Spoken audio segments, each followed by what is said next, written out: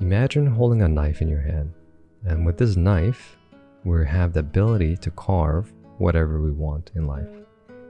And everyone is given a block of wood, if you will, and it's up to us whatever we want to carve.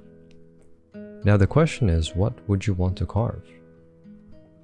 I know when I thought about this question, I kind of saw myself in the past carving all kind of different things.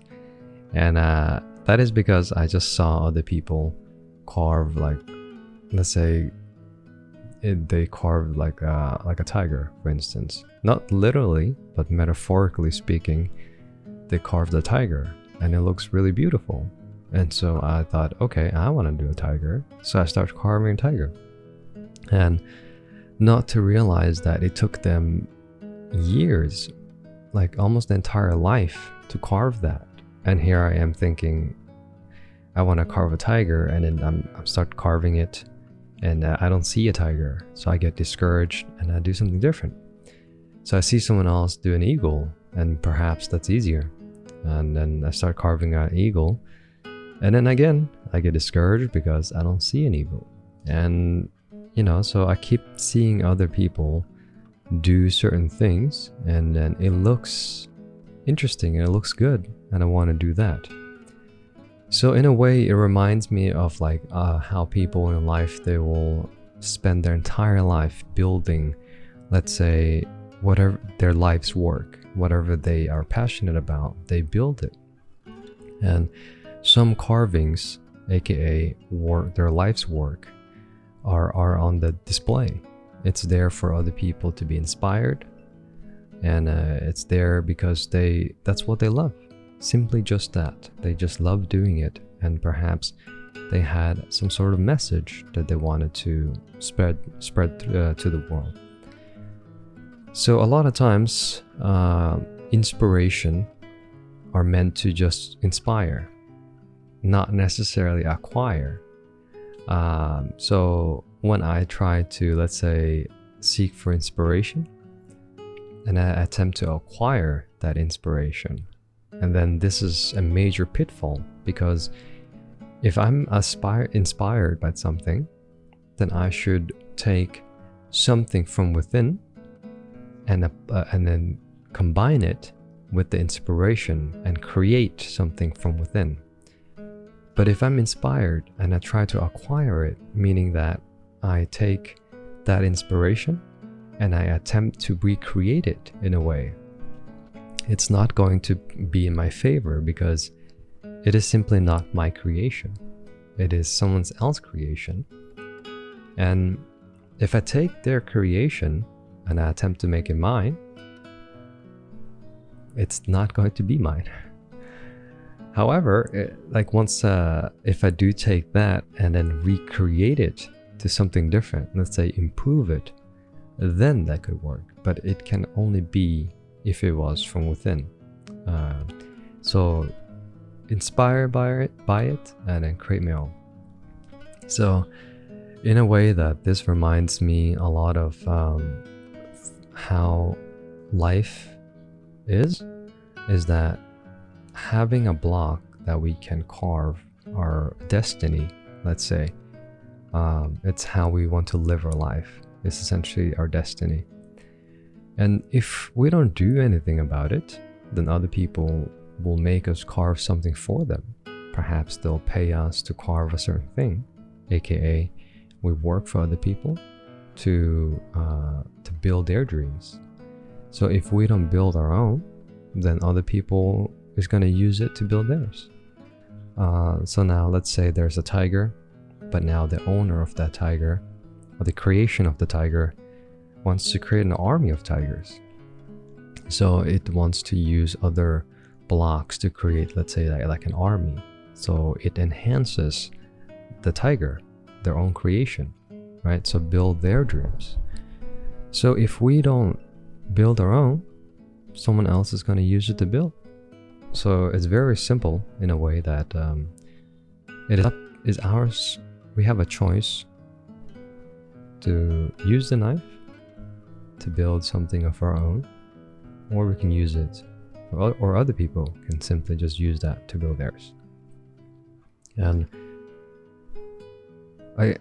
it took me a while to realize that I have the power to create my own destiny in a way, because I'm holding this knife. Even though I am carving, I'm not carving my own creation, because like I mentioned earlier, the inspiration was from other people, and I try to be something that's not me. So I use the same knife. I'm the one that's using the knife. I'm carving the same block, but what's the action of carving is not from within. It's like from outside. So now that I know that I can carve my own destiny, suddenly the block that I'm carving becomes more valuable in a way. It's more precious, because I only have one life to carve my destiny. It's not like an unlimited amount of choice that I can do here. But more importantly, now that I'm 30 and I can choose what I want to carve, I realize that the more I focus on one thing, let's say I want to create an elephant, for instance. If I only create elephant, like learn how to create the tusk, how to create the body, the head, essentially everything there is to an elephant, the more I do that, the better I become. And then slowly, like day by day, as I'm carving and chipping away like bits by bits, over time, it will turn into an elephant. But if let's say this year I love elephants, so I carve elephant, and like the ear like just slightly pops up, and then the next year I'll be like, you know what, I'm gonna do an eagle. So the ear of an elephant is there, and suddenly I carve like the beak of an eagle. And the next year I'm like, you know what, I like monkeys. And then I start to carve bananas, and then next year I'll be like, you know what, I like koi fish. So so all of a sudden my block turns into a bunch of random creations. Not that it is not that is one cannot create like a block with multiple animals. Of course you can. But then the intentions behind it, if I didn't intend on creating, let's say like a zoo, for instance, on a block that's like eagles and then elephants, tiger, and different animals, that could be a piece of art if it was intended to be that way. But if here is kind of like the main thing here is that I'm shifting focus too much, that my block suddenly becomes just, it doesn't turn into something. It's just a bunch of random things in a way. So it kind of looks like something but doesn't look like something. So if I dedicate my entire my energy and my focus on creating what I internally love, suddenly over time it will reveal itself. And once it does, let's say I have a display of my elephant and I love it so much, and it's on display, like this is my life's work, it's on display, it's complete. Now it's just about maintaining that block, right? And now it's just a matter of time before, let's say, someone comes by and say, yo, I love that elephant. How much could I, let's say, buy it? Would you like to use that elephant for my project or whatever it is? Suddenly now it becomes bigger because my life's work is on display for the world. And it is just a matter of time before that's recognized, because I mean, eyes are everywhere, so it's just a matter of time before it becomes recognized.